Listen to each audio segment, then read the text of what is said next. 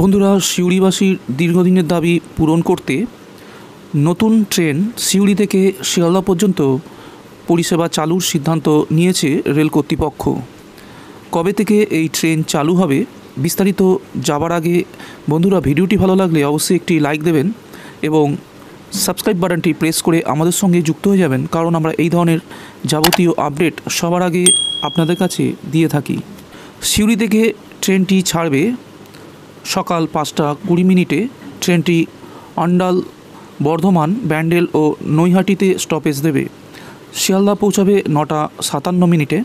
বিকেলে ফেরার সময় শিয়ালদা থেকে ট্রেনটি ছাড়বে বিকাল 5টা 25 মিনিটে। সিউড়ি পৌঁছাবে রাত 10টা 15 মিনিটে। তবে এই ট্রেনটি ঠিক কবে থেকে চালু হবে তা এখনও জানানো হয়নি। রেলের তরফে জানা গিয়েছে 30শে মে কলকাতায় একটি উচ্চ পর্যায়ের বৈঠকে এমন একটি ট্রেন চালানোর সম্ভাবনা খতিয়ে দেখার সিদ্ধান্ত নেওয়া হয়। সমীক্ষার পরে শেষ পর্যন্ত 16ই জুন রেল বিজ্ঞপ্তি দিয়ে নতুন এই ট্রেন চালুর কথা জানায়।